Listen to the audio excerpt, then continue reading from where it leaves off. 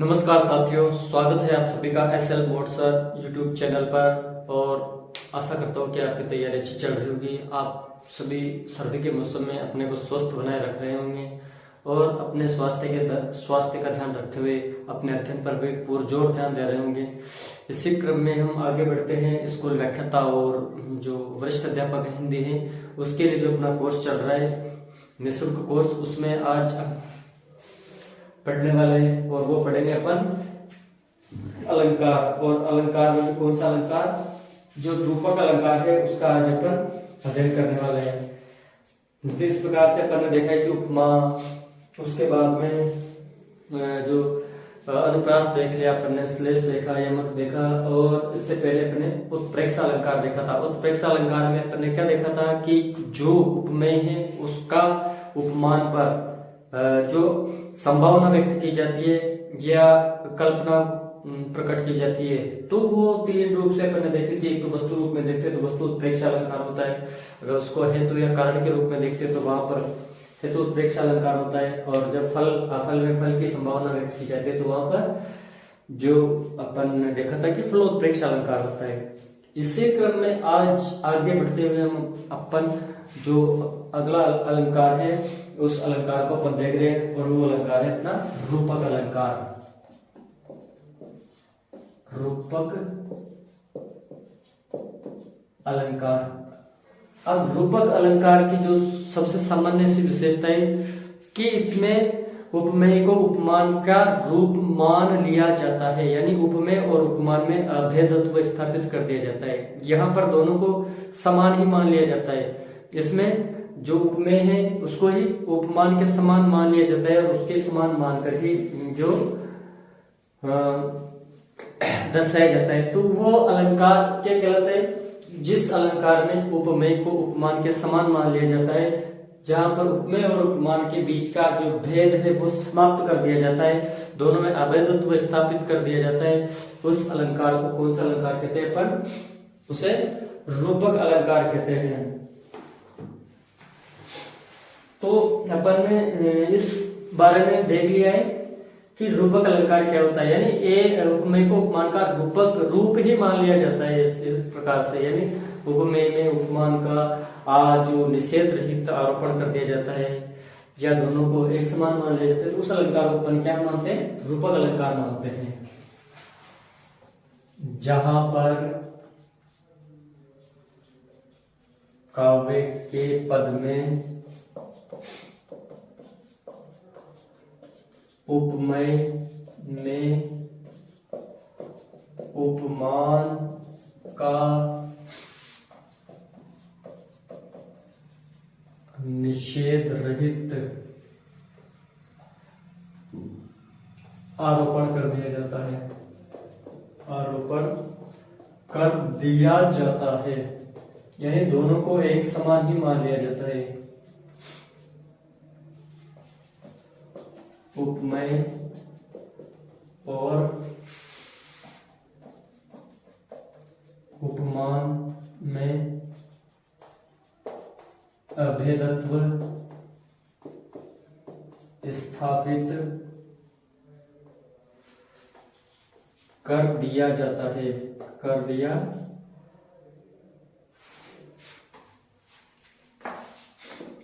जाता है, उसे रूपक अलंकार कहते हैं। रूपक अलंकार कहते हैं।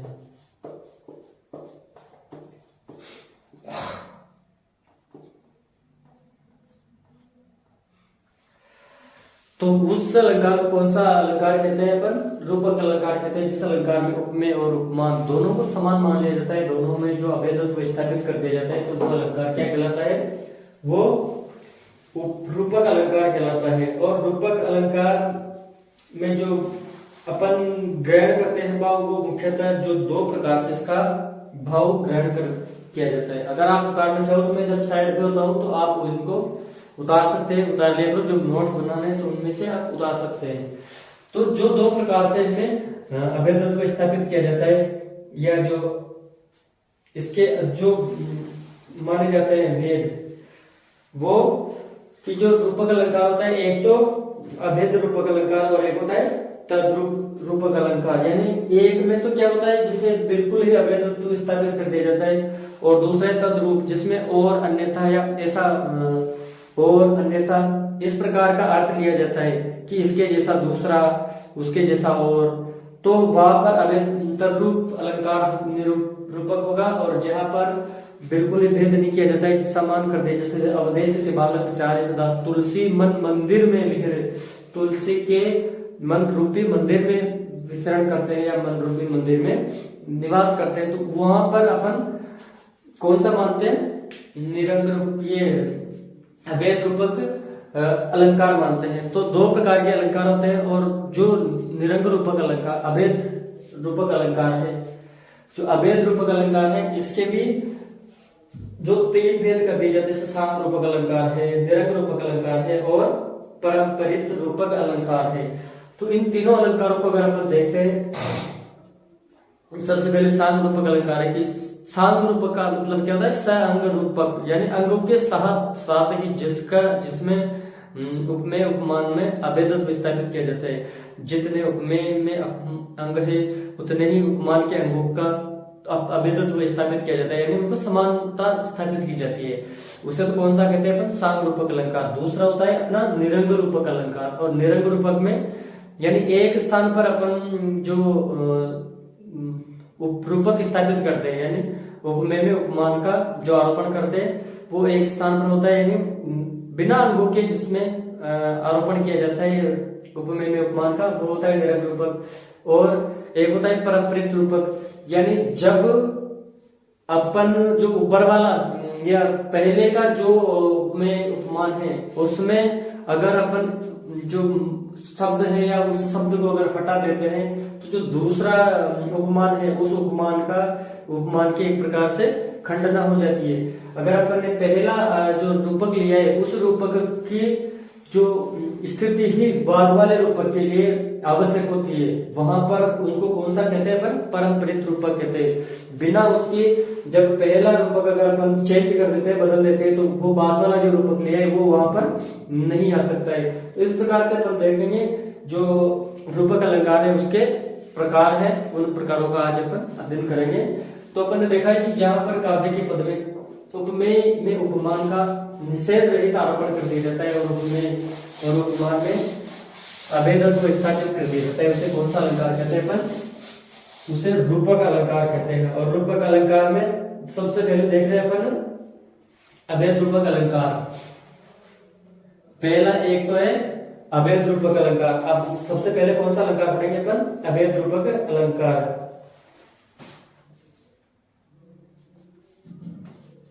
अभेद रूपक अलंकार जब उपमेय और उपमान में कोई भेद नहीं रह जाता है, उसे कौन सा अलंकार कहते हैं, उसे अभेद रूपक अलंकार कहते हैं। अलंकार कहते हैं, कौन सा अलंकार कहते हैं इसको, अभेद रूपक अलंकार कहते हैं। और इसके जो उदाहरण रूप प्रकार हैं, सांग रूपक, निरंग रूपक और परंपरित रूपक, उनका अध्ययन अपन बाद में करेंगे। तो इसमें जैसे उपमेय और उपमान में बिल्कुल भेदत्व समाप्त कर हो जाता है। जैसे अपन ने जो उदाहरण लिया था कि तुलसी मन मंदिर में विहरे, तो तुलसी के मन और मंदिर को दोनों को एक समान मान लिया गया, वहां पर कौन सा अलंकार होता है, अभेद रूपक अलंकार। और दूसरा होता है तद्रूप अलंकार, तद्रूप रूपक अलंकार, जहां पर उपमेय और उपमान की समानता तो बताई जाती है, लेकिन अंतर क्या होता है, यहां पर दूसरा अन्य आदि उनको लिखा जाता है। जहां पर उपमेय और उपमान में एक रूपता तो होती है, पर अभेद स्वरूप दूसरा अन्य और का प्रयोग किया जाता है यानी उसके जैसा दूसरा। हालांकि समानता उतनी रहती है, लेकिन उसमें बिल्कुल ही जो भेद है वो समाप्त हो जाता है। इसमें भेद का जो स्वरूप है वो बना रहता है। इसमें भेद का स्वरूप बना रहता है। और क्यों बना रहेगा? क्योंकि जैसे उसके दूसरा, उसके समान अन्य, तो इस प्रकार से इसमें जो भेद का स्वरूप है वो बना रहता है। अब जो अपन देख रहे हैं आज अपना जो अलंकार है अभेद रूपक अलंकार, उसमें पहला अलंकार देखेंगे अपन साम रूपक अलंकार।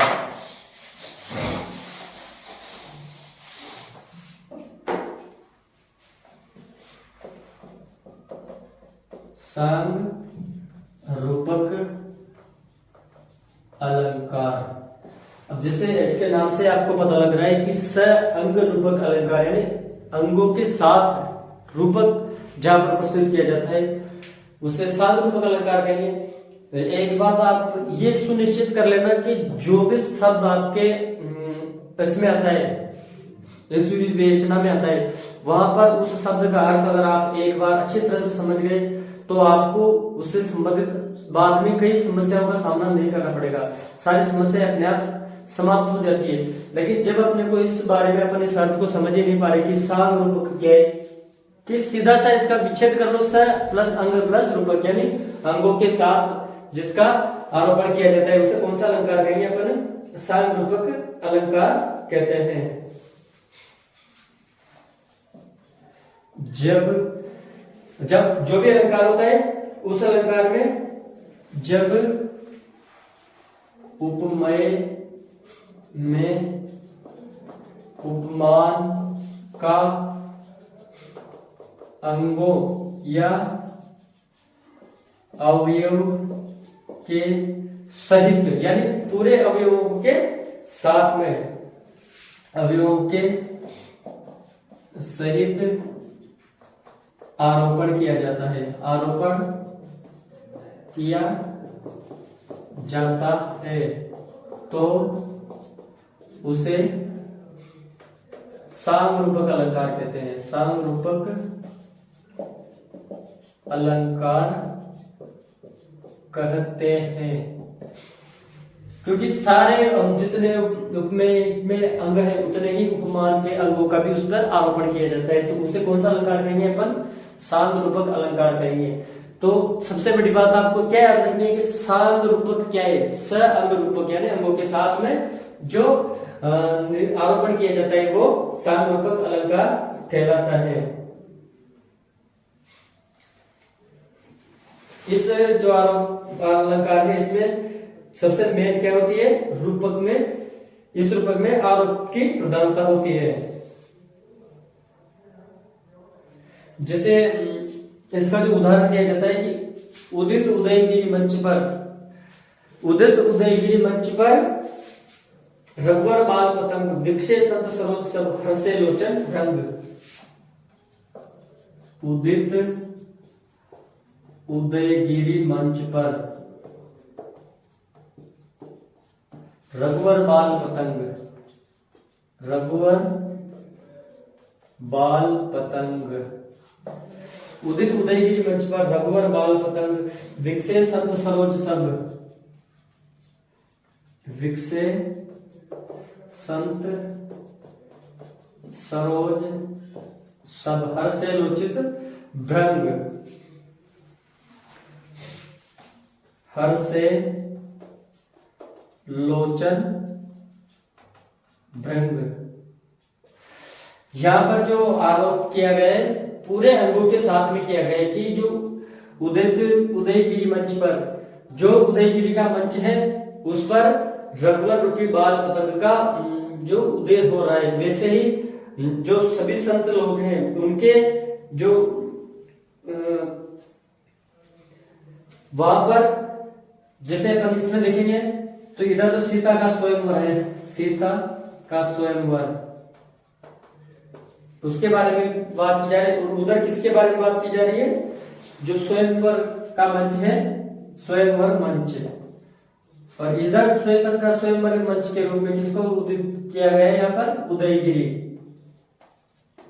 यानी उदयगिरी पर। जिस प्रकार सीता के स्वयंवर में राम रघुवर प्रकट हुए, वैसे उदयगिरी के मंच पर, उदयगिरी पर कौन प्रकट हुआ? बाल पतंग यानी सूर्य। यहाँ पर कौन प्रकट हुए इस मंच पर? राम। और इधर कौन हुआ? बाल पतंग। और बाल पतंग किसके लिए कहा गया है? सूर्य के लिए। कि जिस प्रकार यहाँ पर सीता के मंच पर, सीता के स्वयंवर के मंच पर राम प्रकट हुए, वैसे ही जो उदयगिरी का मंच है, इस मंच पर कौन? बाल पतंग यानी सूर्य प्रकट होता है। तो कौन हर्षित हो जाते हैं? विकसे संत सरोज, यानी इधर कौन प्रकट प्रसन्न हो रहे हैं? संत। किसकी वजह से संत प्रसन्न हो रहे हैं? जो श्री राम ने जो वो धनुष को भंग किया है, तो सभी संत प्रसन्न हो रहे। और इधर कौन प्रसन्न हो रहे? सरोज यानी कमल। इधर कौन प्रसन्न हो रहा है? कमल हो रहे। तो देख लो, सीता का स्वयंवर, उधर उदयगिरी मंच, यहाँ पर राम, उधर बाल पतंग, ये सारे क्या है? उपमान है। और ये सारे क्या है? उपमेय है। और इधर लोचन और इधर भृंग, लोचन भृंग। यहां पर लिख लो लोचन, और इधर कौन हो रहा है? भृंग यानी भौंरे। ये सारे प्रसन्न हो रहे हैं। तो जब पूरे अंगों के साथ में या पूरे अवयवों के साथ में जो उपमान, उपमेय पर उपमान का आरोपण किया जाता है, उसे कौन सा अलंकार कहते हैं? अपन सार्व रूपक अलंकार कहते हैं। तो जब पूरे अंगों के साथ में अगर आरोपण किया जाता है उपमान का, तो वहां पर कौन सा अलंकार होता है? सार्व रूपक अलंकार होता है। वैसे जयशंकर प्रसाद की देखी होगी आपने, बीती विभावरी जागरी, बीती विभावरी जागरी, ये इनकी जो प्रकृति मिली कविताएं जागरी। अंबर पनघट में डुबो रही, पनघट में डुबो रही, तारा घट उषा नागरी। यहां पर अगर अपन देखते हैं तो अवयवों के साथ में, जैसे इधर अंबर है, ये तो क्या है? उपमेय है। और ये क्या है? उपमान है। वैसे इसमें भी ये उपमेय थे, वो उधर वो उपमान थे, सीता स्वयंवर वाले में भी अंबर में। और यहाँ पर क्या है? उपमान पनघट। दूसरा है जैसे तारा, तो ताराओं का यहाँ उपमान क्या है? घट। और इधर क्या है? उषा। और उधर क्या है? नागरी यानी चतुर नागरी स्त्री। तो इन सबका अंगों के साथ में जब भी उपमेय में उपमान का पूरे अंगों के साथ में आरोपण किया जाता है, तो वहां पर कौन सा अलंकार होता है? सीधा सीधा सांग रूपक अलंकार। स अंग रूपक, अंग के साथ में रूपक जो होता है वही अलंकार कौन सा कहलाता है? सांग रूपक अलंकार कहलाता है। इसके और बहुत सारे उदाहरण हैं, लेकिन अब अपन अगला जो अलंकार है, इसका जो प्रकार है वो देखते हैं। केवल आपकी जो मेन इसकी अवधारणा समझ में आनी चाहिए कि सांग रूपक अलंकार है, क्यों है, किस वजह से, क्या इसकी जो विशेषता है वो अपने को देखनी होती है। दूसरा होता है निरंग रूपक अलंकार। निरंग रूपक अलंकार, बस वहां स अंग था, यहाँ पर निरंग है, बिना अंगों के। जहां पर उपमेय में उपमान का आरोपण किया जाता है, वहां पर कौन सा अलंकार होगा? निरंग रूपक अलंकार होगा। सीधी सी बात है, वहां अंग सहित थे, यहाँ पर अंग रहित है। जब काव्य के पद में बिना अंगों के उपमेय में उपमान का आरोपण किया जाता है, वहां निरंग रूपक अलंकार होता है। निरंग रूपक अलंकार होता है। जिसे वो अपन ने देखा था,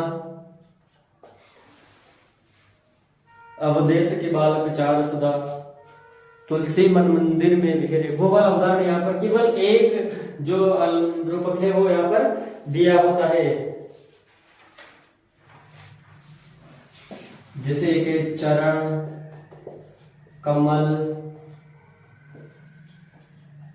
मृदु, मंजू तिहारे,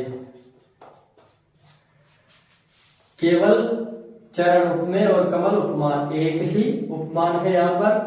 मृदु, मंजू,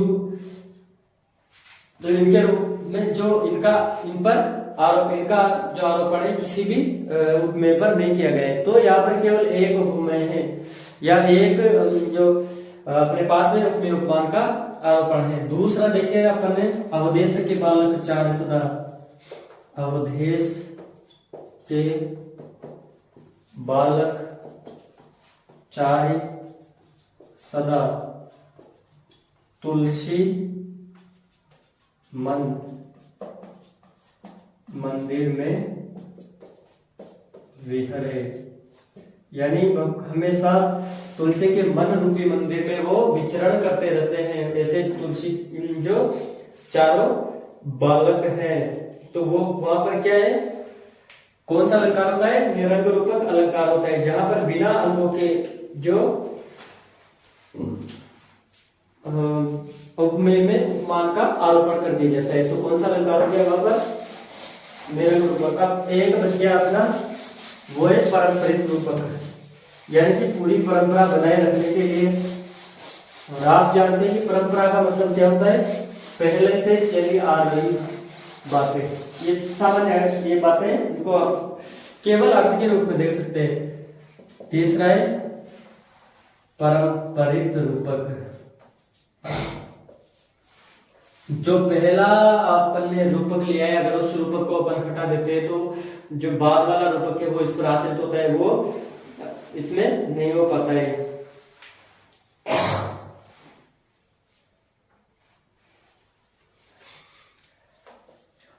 निरंग रूपक में देखा अपन ने एक रूपक से काम चल गया। सांग रूपक में देखा अपन ने दो रूपक होने चाहिए, दोनों रूपक अंगों के रूप में होने, दो से अधिक भी हो सकते हैं, लेकिन वो अंगों के रूप में थे। यानी निरंग रूपक में कोई नहीं था, केवल एक था, बिना अंगों के आरोपण था। सांग रूपक में पूरे अंगों के सहित आरोपण था। और जो पारंपरिक रूपक है, इसमें कम से कम कितने रूपक होने चाहिए? इसमें कम से कम दो रूपक होने चाहिए तथा दो रूपक होने से काम चलेगा। पहला रूपक है वो दूसरे रूपक पर नहीं, दूसरा रूपक है पहले रूपक पर आश्रित होता है। अगर अपन पहले रूपक को का अर्थ बदल देते हैं तो दूसरा रूपक वो नहीं हो सकता है। तो क्या जो दूसरा रूपक है वो पहले रूपक पर क्या होता है? इसमें एक रूपक दूसरे रूपक की पुष्टि करता है,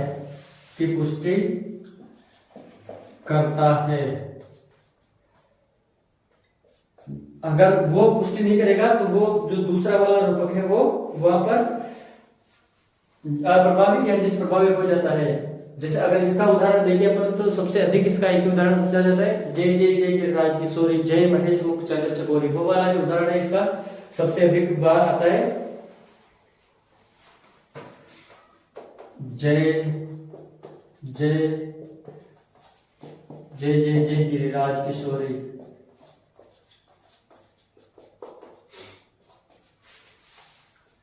जय महेश मुख चंद्र चकोरी। अब इसमें जो गिरिराज किशोरी यानी जो गिरिराज की किशोरी है, कौन? पार्वती। उसके लिए है कि जय महेश मुख चंद्र चकोरी, की भगवान कृष्ण है, उनका जो मुख है वो क्या है, किसके समान है? चंद्र के समान है। यानी भगवान भगवान शिव का जो मुख है उसको चंद्रमा का रूपक माना है।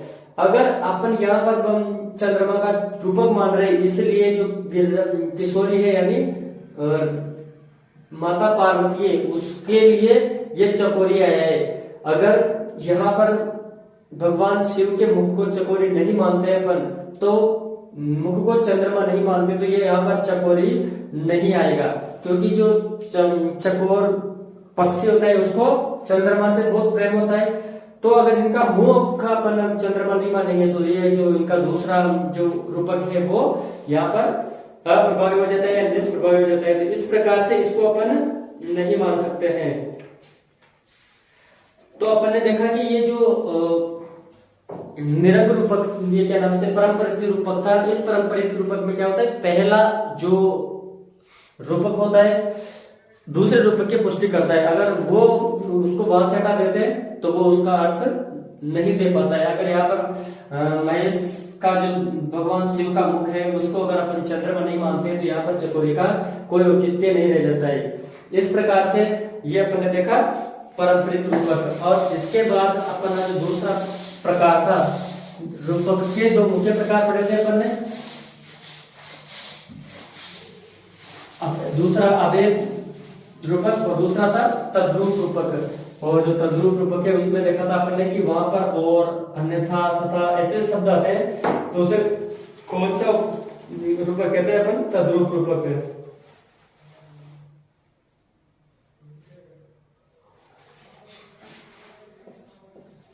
तद्रूप रूपक, इसमें क्या देखा था अपन ने? समानता रहती है लेकिन अन्य अर्थ में, या अन्य ही समान दूसरा, ऐसा वहां पर जो अर्थ ग्रहण किया जाता है उसे कौन सा अलंकार कहते हैं? तद्रूप रूपक अलंकार कहते हैं। जब काव्य के किसी पद में उपमेय के उपमान को दूसरे रूप या अर्थ में ग्रहण किया जाता है। समानता रहेगी लेकिन कैसा माना जाएगा? उसके समान ही है, दूसरा ने, तो उसे कौन सा अलंकार कहते हैं अपन? वहां पर तद्रूप रूप अलंकार होता है। जैसे इसका उदाहरण देखें अपन तो, अपर धनेश जनेश यह नहीं पुष्पक आसीन।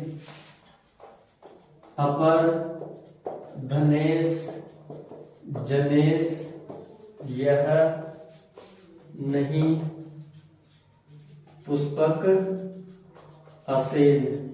यानी अपर यानी दूसरा, ये धनेश जो है दूसरा है, ये वो नहीं जो पुष्पक पर आसीन है, यानी यहाँ पर अपर आ गया। इसी प्रकार दूसरा अर्थ भी आ सकता है इसमें, तू सुंदरी सची दूसरी है दूजो सुरराज।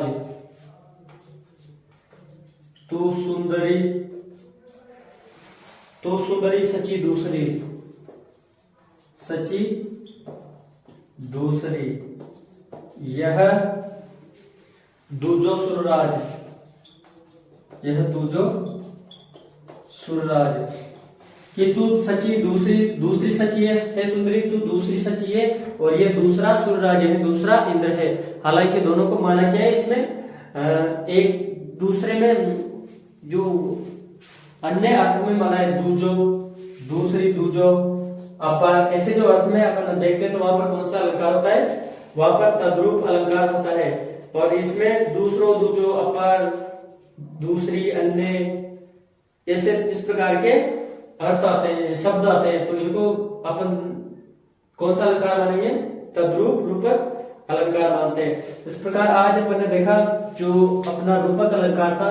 रूपक अलंकार के दो भेद होते हैं, और उन दोनों भेदों के जो पहला भेद है उस भेद के अपन ने तीन जो रूप देखे, तीन उसके प्रकार देखे। और पहला देखा अपने सांग रूपक, दूसरा देखा अपने निरंग रूपक और तीसरा देखा था अपने परंपरित रूपक। तीनों महत्वपूर्ण वही है। जो तद्रूप रूपक है इसमें से बहुत कम आने के चांस होते हैं और आते भी है, तो आपको केवल शब्द याद रखने चाहिए, जो, दूसरा, अन्य, अपर, इन शब्दों से आप इनको अच्छी तरह से पहचान सकते हैं। तो आप सबको कैसी लग रही है क्लास है, अपना जो भी फीडबैक है वो कमेंट बॉक्स में जरूर देवें। और अपने जो साथी हैं फर्स्ट ग्रेड सेकंड ग्रेड की तैयारी करने वाले, उन साथियों को अपना लिंक शेयर करें और अधिक से अधिक चैनल को सब्सक्राइब करें और अपने साथियों को बताएं। जय हिंद।